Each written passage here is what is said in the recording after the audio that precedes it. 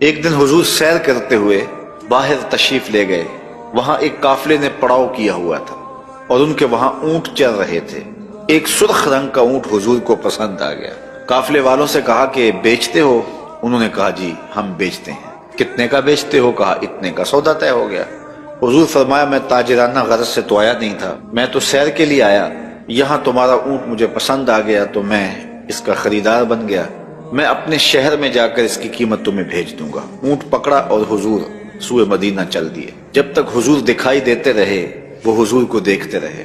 جب نظروں سے اوجھل ہو گئے تو دل پہ ہاتھ رکھ کے کھڑے ہو گئے. تھوڑی دیر کے بعد جب سکتے سے باہر آئے تو ایک دوسرے سے پوچھنے لگے کہ ایک شخص آیا اور وہ تم سے اونٹ لے گیا. تم نے نہ اس کا پتہ پوچھا، نہ کوئی اس نے ضامن دیا، اور نہ تم میں سے اسے کوئی جانتا ہے.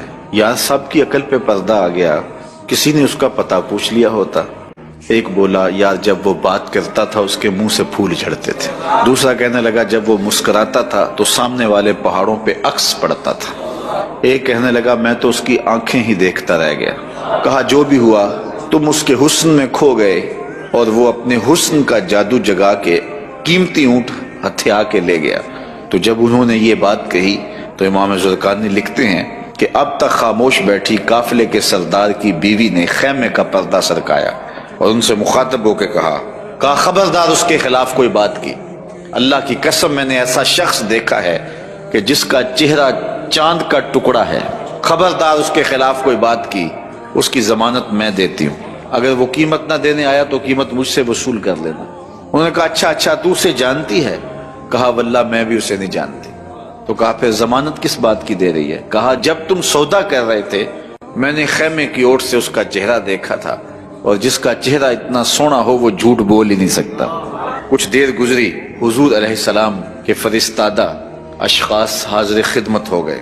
تو ایک شخص آیا جس نے کہا کہ میں رسول کریم صلی اللہ علیہ وسلم کا قاصد ہوں اور حضور نے مجھے تمہاری جانب بھیجا ہے، اور یہ لو کھجوریں، ان سے اپنی قیمت پوری کر لو، اور یہ کھجوریں حضور نے تمہاری ضیافت کے لیے بھیجی.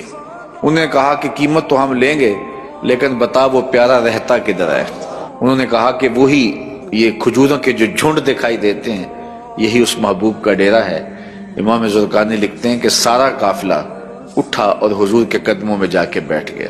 سب نے اسلام کی دولت حاصل کی. تو حضور کا چہرہ ہی اتنا خوبصورت تھا کہ جو دیکھتا تو پھر دیکھتا